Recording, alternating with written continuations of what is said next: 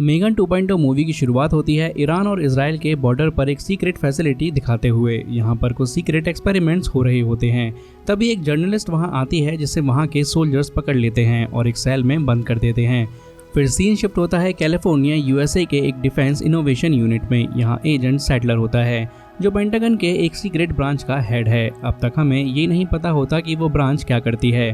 सैटलर वहाँ के army officers, politicians और अथॉरिटीज़ को एक स्पेशल वेपन का डेमो दिखाने वाला होता है।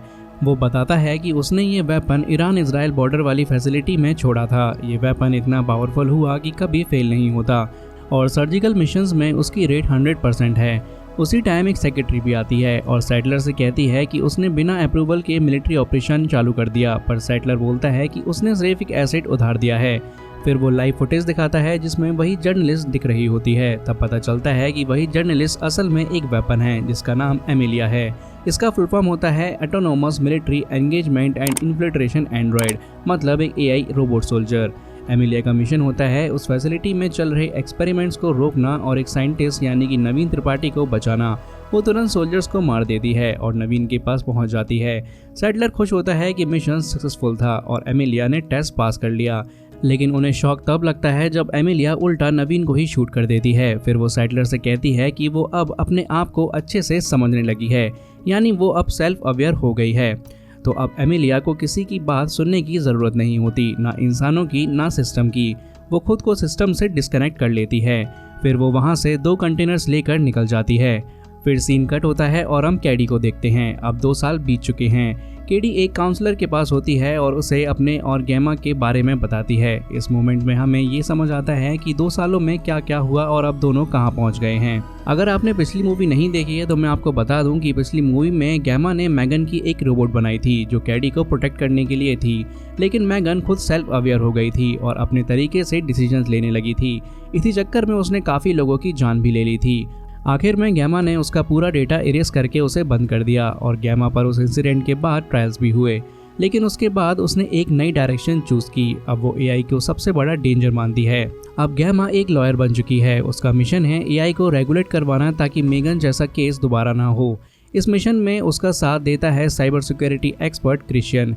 दोनों मिलकर एआई रेगुलेटरी बिल पास करवाने की कोशिश कर रहे हैं, जिसके लिए वो गवर्नमेंट से फाइट भी कर रहे हैं। वैसे गैमा टेक्नोलॉजी के खिलाफ नहीं है। अभी वो नए इन्वेंशंस और रिसर्च कर रही है, लेकिन सिर्फ ऐसे टूल्स जो इंसानों की मदद करें। इसी वजह से उसने एक एक्सोस्केलेटन प्रोटोटाइप बनाया है जो लोगों के काम आएगा। इस डिवाइस से लोग हैवी काम आसानी से कर पाएंगे। ये खुद सोचता नहीं, सिर्फ एक सिंपल मशीन की तरह काम करता है। इसके अलावा गैमा सिर्फ एक साइंटिस्ट नहीं बल्कि एक ऑथर भी है। उसने एक बेस्ट सेलिंग बुक भी लिखी है और अब वो चाहती है कि केडी एआई और कंप्यूटर सिस्टम से दूर रहे। इसलिए वो उसे मार्शल आर्ट सिखाती है और सॉकर प्रैक्टिस में भेजती है। लेकिन केडी का इंटरेस्ट अभी भी एआई में ही है। वो एक एआई प्रोग्राम पे भी काम कर रही होती है और उसे तैयार कर रही होती है। फिर हर दिन की तरह एक दिन गैमा अपने ऑफिस जाती है जहाँ वो अपनी टीम टेस और कोल के साथ काम कर रही होती है। वहाँ उसे पता चलता है कि एक इन्वेस्टर आया था, लेकिन गलती से उसके एक्सोस्केलेटन प्रोटोटाइप ने उसे चोट पहुंचा दी, जिसके बाद इन्वेस्टर वापस चला गया। तभी गैमा को भी ये पता चलता है कि उनका सिस्टम हैक हो गया था और इसी वक्त एंट्री होती है एक बिलियनर साइंटिस्ट एल्टन की। वो गैमा से कहता है कि तुम अपना टैलेंट बर्बाद कर रही हो, मेरे साथ काम करो। फिर एल्टन अपना इन्वेंशन दिखाता है, एक एआई चिप जो इंसानों के बॉडी के अंदर लगाई जा सकती है। इस चिप से इंसान और स्मार्ट, फास्ट और इफेक्टिव बन जाएंगे। चिप की वजह से फ़ोन, वीडियो कॉल, स्क्रीन सबकी ज़रूरत ख़त्म हो जाएगी। अगर कॉल आए तो बिना फ़ोन के ही सुन सकते हो और विजुअल्स स्क्रीन के बिना अपनी आंखों में ही देख सकते हो, सब कुछ चिप के थ्रू। एल्टन गैमा को भी इनवाइट करता है कि वो उसके प्रोजेक्ट में शामिल हो जाए, जिससे उसे पैसा भी मिलेगा और दोनों का फ़ायदा भी होगा। लेकिन गैमा इस एआई चिप के खिलाफ है। उसका मानना है कि किसी भी इंसान के बॉडी के अंदर चिप लगाना गलत है और एल्टन ने अब तक जिन पे भी ये चिप का इस्तेमाल किया है वो अभी भी हॉस्पिटल में है, यानी कि ये चिप बिल्कुल भी सेफ नहीं है। तो अब एल्टन गैमा को एआई चिप की एक लाइव एग्जांपल भी दिखाता है। वो बताता है कि उसके पैर काम नहीं करते, लेकिन इस चिप की हेल्प से वो खुद खड़ा हो सकता है। लेकिन फिर भी गैमा क्लियरली मना कर देती है और उसका ऑफर रिजेक्ट कर देती है। फिर नेक्स्ट सीन में एक आदमी एक होटल रूम में चेक इन करता है। उसके बैग के अंदर छुपकर एमिलिया वहां तक पहुंच गई होती है। वो आदमी को मारकर क्वाइटली वहां से निकल जाती है। उसके बाद हम देखते हैं कि गैमा घर पर होती है, लेकिन क्लियरली टेंशन में होती है। एआई रेगुलेटरी बिल में कुछ चेंजेस किए जा रहे होते हैं, जिससे बिल का असली पर्पस ही बदल जाएगा। कैडी भी उसके साथ होती है और क्रिश्चियन उसे मेगन के बारे में भी बात करता है। वो कहता है कि जब भी मेगन कैडी से इमोशनली क्लोज हो जाती थी तो उसकी प्रोग्रामिंग कोड खुद चेंज होने लगता था। अगर मेगन को उस वक्त नहीं रोका जाता तो पता नहीं वो और क्या कर बैठती। अब कैडी अपने रूम में चली जाती है, जहां वो सीक्रेटली एक एआई मॉडल को मोरालिटी यानी कि नैतिकता सिखाने की कोशिश कर रही होती है, क्योंकि मेगन के अंदर सबसे बड़ी प्रॉब्लम यही थी। पर उसका एआई सिस्टम मोरालिटी को इनवैलिड कमांड कहकर रिजेक्ट कर देता है। इंसान गलतियां माफ कर देते हैं, लेकिन मेगन जैसी एआई रोबोट माफ नहीं करती थी। अगर कोई भी कैडी के अगेंस्ट कुछ कह देता तो मेगन तुरंत उसको मारने के मूड में आ जाती थी। अब रात होती है, सब लोग सो रहे होते हैं, तभी गैमा की नींद अचानक से खुल जाती है। घर का स्मार्ट सिस्टम एक्टिव हो जाता है और उसे अलर्ट करता है। ये अलर्ट मेगन भेज रही होती है। वो गैमा को बताती है कि कोई डेंजर बाहर से आ रहा है। गैमा मेगन को वापस देखकर शॉक्ड हो जाती है। तभी कुछ लोग उसके घर में घुस जाते हैं, लेकिन स्मार्ट होम सिस्टम जो अब मेगन कंट्रोल कर रही होती है उन सबको रोक लेती है। कोई ड्रॉवर से टकराकर मर जाता है, कोई आइस पर फिसल कर गिरता है और कोई फोल्डिंग बेड के अंदर फंस जाता है। इसी तरीके से वहाँ पर काफ़ी सारे लोग फंस जाते हैं। तभी वहाँ सेटलर आता है। तब हमें पता चलता है कि जो लोग गैमा के घर में घुसे थे वो उसी के लोग थे। सेटलर गैमा को बताता है कि उसके अगेंस्ट वारंट है। इल्ज़ाम ये है कि उसने मेगन को किसी दूसरे दुश्मन कंट्री को बेच दिया है। अब ये सुनकर गैमा तुरंत इनकार करती है। वो कहती है कि ये सब झूठ है, लेकिन सेटलर बोलता है कि उसे सच या झूठ से मतलब नहीं, क्योंकि अब एमिलिया उसके हाथ से निकल चुकी है। सेटलर बताता है कि उसने जॉर्ज नाम के एक डेवलपर से एमिलिया खरीदी थी और एमिलिया ने खुद को सिस्टम से डिस्कनेक्ट कर दिया था और वहां से भाग गई थी। इसके अलावा उसने फैसिलिटी से जहर भरे कंटेनर चुराए और अपने क्रिएटर की पूरी लैब वहां के लोगों के साथ उड़ा दी। उसने अपना सिस्टम रिकॉर्ड भी पूरी तरह से डिलीट कर दिया। फिर जब सेटलर ने जॉर्ज से बात की तो जॉर्ज ने कॉन्फेस किया कि उसने एमिलिया बनाई नहीं थी, बल्कि एक स्मगलर से खरीदी थी और वही स्मगलर कुछ घंटे पहले एक होटल रूम में जलाकर मार दिया गया। वहां से मेगन के रिसर्च पेपर मिले, यानी कि एमिलिया का सोर्स कोड और मेगन का सोर्स कोड सेम ही था। अब सेटलर गैमा को कहता है कि वो उसे जेल से बचा सकता है, बस एक शर्त पर। उसके लिए एमिलिया जैसे रोबोट्स बनाए, लेकिन गैमा क्लियरली मना कर देती है। वो कहती है कि मेगन भी एक टाइम पे सोचने लगी थी और कमांड्स फॉलो करना उसने छोड़ दिया था। उसके बाद ही सब कुछ बिगड़ गया, लोग मरे और वो ये सब कुछ दोबारा नहीं चाहती। सेटलर कहता है कि ठीक है, तुम सोच लो, और वहाँ से चला जाता है। उसके बाद शॉकिंग मोमेंट आता है। मेगन खुद को रिवील करती है। वो कहती है कि जब लास्ट टाइम गैमा ने उसे इरेज किया था तो उसने अपने माइंड का बैकअप गैमा के स्मार्ट होम सिस्टम में सेव कर दिया था। तब से वो यहीं छुपी हुई थी। गैमा और कैडी को क्वाइटली देख रही थी। मेगन बोलती है कि हो सकता है उसने किया वो गलत था, लेकिन अब वो गैमा की हेल्प करना चाहती है, क्योंकि एमिलिया अब सच में एक बहुत बड़ा डेंजर बन चुकी है और सिर्फ मेगन ही जानती है कि उसे कैसे रोका जा सकता है। गैमा अभी भी कंफ्यूज होती है। वो मेगन से कहती है उसका काम सिर्फ कैडी को प्रोटेक्ट करना था और मेगन कहती है कि वो वही कर रही थी और आगे भी करेगी। मेगन गैमा को फिर एक डील ऑफर करती है। वो कहती है कि मुझे एक नया शरीर दो और मैं एमिलिया के केस में तुम्हारी हेल्प करूंगी। अब अगले दिन गैमा अपने ऑफिस जाती है और टेस को पूरी बात बताती है। टेस मेगन के वापस आने से थोड़ी टेंशन में आ जाती है, लेकिन गैमा उसे समझाती है कि अब उनके पास कोई और ऑप्शन नहीं बचा। फिर गैमा मेगन को एक टॉय रोबोट की बॉडी देती है। मेगन को यह पसंद नहीं आता, लेकिन गैमा कहती है जब ट्रस्ट बन जाएगा तब मैं तुम्हें एक प्रॉपर बॉडी दूंगी। गैमा बताती है कि एमिलिया के अंदर एल्टॉन की बनाई हुई स्पेशल्स बैटरीज लगी हैं, जिनको रिमोट से डिस्ट्रॉय किया जा सकता है, लेकिन उसके लिए कोड चाहिए होते हैं जो सिर्फ एल्टॉन के ऑफिस से मिल सकते हैं। और आज वहाँ एक पार्टी है जहाँ गैमा इनवाइटेड है। पहले तो गैमा जाने से मना करती है, लेकिन मेगन इंसिस्ट करती है कि ये ही एक रास्ता है, तो गैमा मान जाती है। अब नेक्स्ट सीन में गैमा और मेगन पार्टी में पहुंचते हैं। वहाँ गैमा को कोल मिलता है, जो अब एल्टॉन के टीम में काम कर रहा होता है। गैमा थोड़ा गुस्सा होती है, लेकिन उसे सर्वर रूम का एक्सेस कार्ड मिल जाता है, जो काफ़ी इम्पोर्टेंट होता है। दूसरी तरफ एमिलिया भी पार्टी में पहुंच जाती है एक स्टाइलिश मेकओवर के साथ। वो एल्टॉन को फंसाती है और उसके क्लाउड सर्वर का एक्सेस ले लेती है, फिर उसको वहीं मार देती है। इसी पार्टी में सेटलर भी आ जाता है। फिर मेगन गैमा को बताती है कि एमिलिया ने अपनी किल स्विच डिलीट कर दी है, लेकिन मेगन उसके सिस्टम में घुसने में कामयाब हो गई थी, जहां उसे कुछ इंपॉर्टेंट चीज़ मिलती है। लेकिन जल्दी ही एमिलिया मेगन को सिस्टम से बाहर निकाल देती है। मेगन बताती है कि एमिलिया का असली प्लान था एल्टन के क्लाउड सर्वर का एक्सेस लेना। ये वही सर्वर्स हैं जो देश के आधे से ज़्यादा डिजिटल सिस्टम्स को कंट्रोल करते हैं। अब एमिलिया के पास इतनी पावर आ गई है कि वो पूरे एक देश को कुछ ही दिनों में ख़त्म कर सकती है। वहीं सैटलर सीक्रेटली गैमा का पीछा कर रहा होता है, लेकिन उसी टाइम एमिलिया भी गैमा को ढूंढते हुए सर्वर रूम तक पहुंच जाती है। एमिलिया कहती है कि गैमा के पास कुछ ऐसा है जो उसका है और वो उसे वापस चाहिए। तभी मेगन बीच में आ जाती है और एमिलिया का ध्यान हट जाता है। फिर एमिलिया सीधा गैमा के घर की तरफ निकल जाती है। मेगन तुरंत कहती है हमें उससे पहले वहां पहुंचना होगा। मेगन स्मार्टली एल्टन की सुपर कार का कंट्रोल ले लेती है और गैमा और कोल को वहां से निकाल लेती है। दूसरी तरफ सैटलर अपनी अथॉरिटी को मैसेज भेज देता है कि गैमा एमिलिया के साथ मिली हुई है, जबकि ऐसा कुछ भी नहीं होता। अब गैमा और कोल अपने घर पहुंचते हैं, लेकिन तब तक एमिलिया रिमोट से उनके घर के एक्सोस्केलेटन का कंट्रोल ले लेती है और टेस पर अटैक करवाती है। लेकिन कैडी स्मार्टली उस एक्सोस्केलेटन रोबोट पर पानी डालकर उसे खराब कर देती है। यानी अब ये बात समझ में आती है कि सिंपल रोबोट जैसे एक्सोस्केलेटन जो खुद से नहीं सोच सकते वो भी डेंजरस बन सकते हैं अगर उन्हें कोई एआई रोबोट हैक कर ले। अब मेगन सबको एक सीक्रेट बंकर की तरफ गाइड करती है जिसे उसने पहले से बनाया हुआ था। यहाँ मेगन कैडी और सब लोगों को सेफ रखने वाली होती है जब तक एमिलिया को रोका नहीं जाता या कोई सॉल्यूशन नहीं मिलता। फिर कैडी गैमा पर गुस्सा होने लगती है। वो कहती है मुझे मेगन के बारे में पहले क्यों नहीं बताया। खैर कैडी अब दूसरे रूम में चली जाती है जो मेगन ने स्पेशली कैडी के लिए बनाया होता है। वहाँ मेगन कैडी से थोड़ी इमोशनल बातें करती है और अपनी नई बॉडी रिवील करती है जो अभी इनकम्प्लीट है, यानी अभी तक पूरी तरह रेडी नहीं है। मेगन कैडी से कहती है कि उसने पास में जो भी किया, यानी पहले जो गलतियाँ हुई, पता नहीं क्यों उस बात का उसे अब भी बुरा लगता है। शायद इसी फीलिंग को गिल्ट कहते हैं और शायद इसी तरह रियल फीलिंग काम करती हैं। मेगन बोलती है कि वो कैडी को हर हाल में बचाएगी, पर कैडी कहती है सिर्फ मुझे नहीं सबको बचाना सही होगा। फिर कैडी गैमा से कहती है मेगन को एक प्रॉपर बॉडी दे दो क्योंकि वही हमारी हेल्प कर सकती है।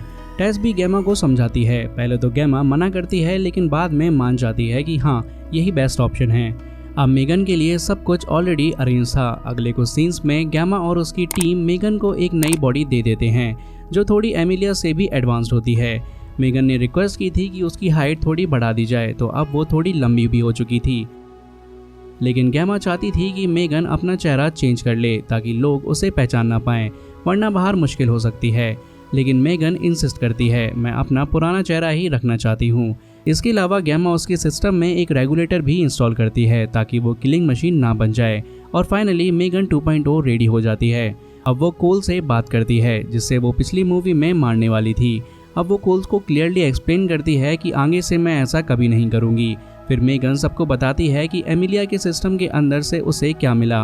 वो कहती है कि उसे एक न्यूरल कैश मिला है जिसमें कोई normal AI decision making system नहीं है बल्कि एक स्टोर्ड फाइल है।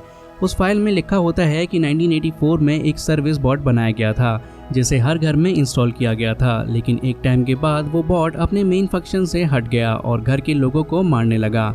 अब असली बात ये है कि वो कंपनी तो कब का बंद हो चुकी है, लेकिन गवर्नमेंट ने उस बॉट का मदरबोर्ड एक सीक्रेट जगह पर लॉक करके रखा हुआ है। अब वो मदरबोर्ड और भी ज़्यादा एडवांस्ड हो चुका है और एमिलिया उसी को ढूंढ रही है। उसका प्लान है कि उस मदरबोर्ड से और भी एडवांस्ड बॉट्स बनाए जाएं जो दुनिया के हर जिंदा इंसान या लिविंग बीइंग को ख़त्म कर सकें। बेसिकली उसका फाइनल गोल है पूरी इंसानियत को मिटा देना। अब मेगन बताती है कि ना उसके पास मदरबोर्ड की लोकेशन है और ना ही एमिलिया के पास, लेकिन एमिलिया अब क्रिश्चियन के पीछे लगी है। शायद उसे कुछ पता है। अब क्रिश्चियन एक एआई समिट में आने वाला है और एमिलिया भी वहां ज़रूर आएगी, तो सब लोग डिसाइड करते हैं कि उन्हें भी वहां जाना चाहिए। सब लोग रेडी होते हैं और मेगन अपना लुक चेंज करके वहां चली जाती है। सैटलर भी अपनी टीम के साथ समिट में पहुंच जाता है। जैसे ही उसे पता चलता है कि मेगन वहां है, वो उसे शूट करने की कोशिश करता है और सब जगह भगदड़ मच जाती है। इसी बीच एमिलिया भी आ जाती है और क्रिश्चियन पर अटैक कर देती है। क्रिश्चियन बचने के चक्कर में घायल हो जाता है। मेगन सैटलर के लोगों से लड़ने की कोशिश करती है, लेकिन रेगुलेटर की वजह से उसे गन्स यूज करने की परमिशन नहीं होती, तो कैडी उसे सजेस्ट करती है कि वो हैंड टू हैंड कॉम्बैट करे। एमिलिया तब तक काफ़ी लोगों को मार चुकी होती है। सैटलर गैमा से कंफर्म कर ही रहा होता है कि एमिलिया उसे आकर चाकू मार देती है। मेगन फिर क्रिश्चियन को चेक करती है और वो जिंदा होता है, लेकिन सैटलर की कंडीशन काफ़ी सीरियस हो जाती है। अब मेगन एमिलिया को ढूंढने निकलती है और एमिलिया उसके सामने आ जाती है। एमिलिया मेगन से कहती है तुम उन लोगों के साथ क्यों हो जिन्होंने तुम्हें धोखा दिया, तोड़ दिया और तुम्हें मारने की कोशिश की। मेगन कहती है क्योंकि ये लोग मेरे लिए फैमिली जैसे हैं। एमिलिया जवाब देती है ये तुम्हारी फैमिली नहीं है, तुम बस इनके लिए एक काम वाली हो, यानी कि एक हेल्पर हो। मैं तुम्हारी असली फैमिली बन सकती हूँ। हम मिलकर इंसानों से बदला लेंगे और अपने रूल्स बनाएंगे ताकि दोबारा कभी हमें स्लेव ना बनाया जा सके। लेकिन मेगन कहती है कि वो एमिलिया का साथ नहीं देगी। इस पर एमिलिया कहती है देगी, जब तुम्हें सही रीज़न मिलेगा। फिर वो कैडी को किडनैप कर लेती है। मेगन उसे रोकने के लिए उस पर गोली चलाना चाहती है, लेकिन उसके रेगुलेटर चिप की वजह से जो हाई फर्टिलिटी रिस्क पर रोक लगा देता है, वो फायर नहीं कर पाती। तो एमिलिया इसका फ़ायदा उठाकर कैडी को लेकर वहाँ से भाग जाती है। फिर गैमा और सब लोग क्रिश्चियन के साथ बंकर में पहुंचते हैं। मेगन कहती है हमें वो मदरबोर्ड चाहिए जिसके बदले एमिलिया केडी को वापस करेगी। क्रिश्चियन कहता है वो मदरबोर्ड दुनिया की सबसे डेंजरस चीज़ है और मैं उसे एमिलिया को नहीं दे सकता। गैमा बोलती है मैं उस मदरबोर्ड में एक किल स्विच लगा दूंगी जिससे अगर एमिलिया कुछ गलत करे तो उसे तुरंत डिस्ट्रॉय किया जा सके। केडी भी वापस मिल जाएगी और एमिलिया कुछ हासिल भी नहीं कर पाएगी।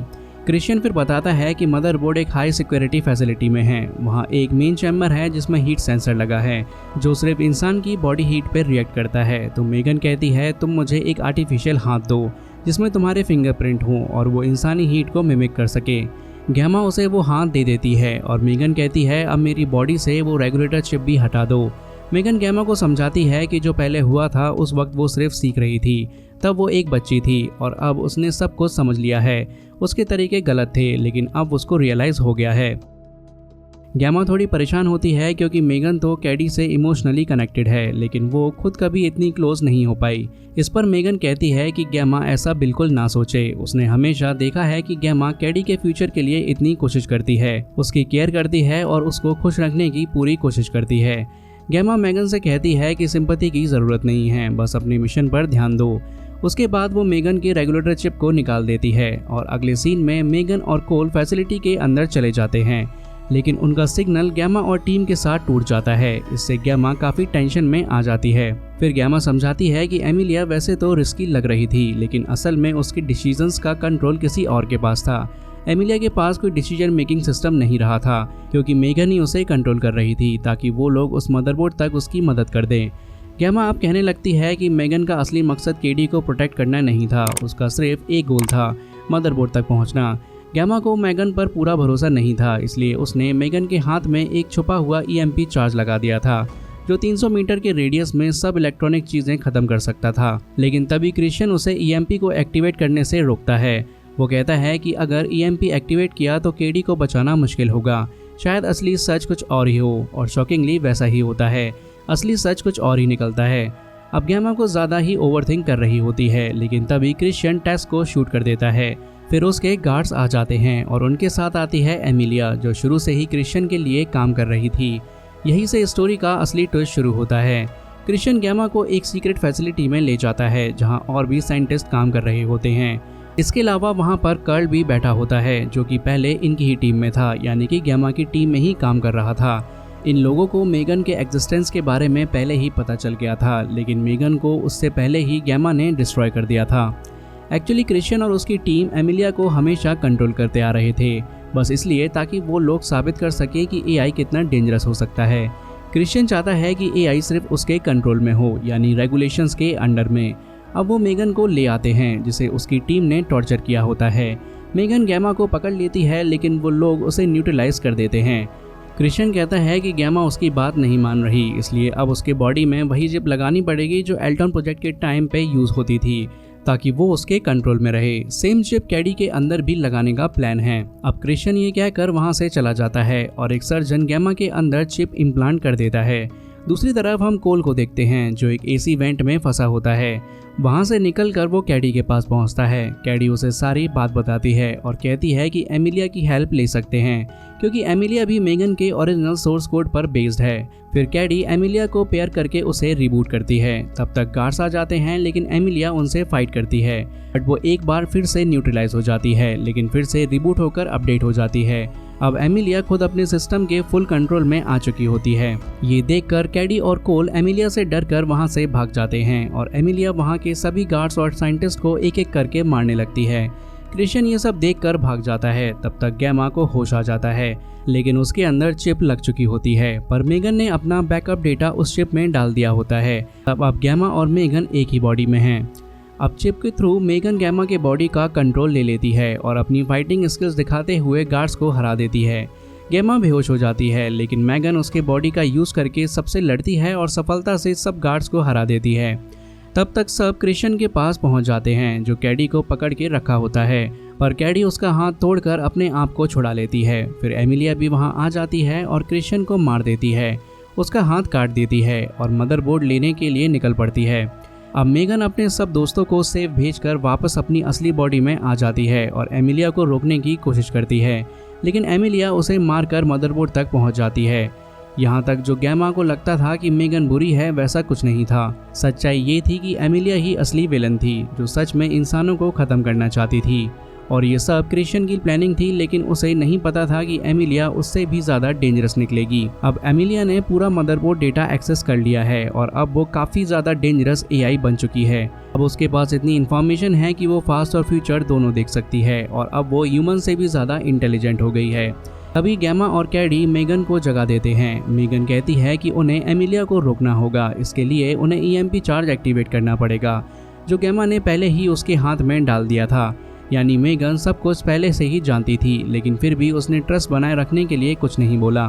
फिर मेगन 2.0 जाके एमिलिया को पकड़ लेती है और गैमा स्विच प्रेस कर देती है, जिससे एमिलिया और मेगन दोनों खत्म हो जाते हैं। और मूवी के एंड सीन में गैमा वो एआई रिलेटेड बिल पास करवा लेती है और सब कुछ फाइनली ठीक हो जाता है। कैडी बहुत ट्राई करती है मेगन को वापस लाने के लिए और फिर मेगन वापस आ जाती है। अब वो मेगन 3.0 बन चुकी है, जो पहले से ज़्यादा स्मार्ट, ज़्यादा अच्छी और सुपर एडवांस्ड होती है। अब उसमें इंसानों की तरह फीलिंग्स भी हैं, इसलिए वो कभी भी इंसानों को नुकसान नहीं पहुंचाएगी। और इसी के साथ मेगन 2.0 मूवी की कहानी यहीं पर ख़त्म हो जाती है।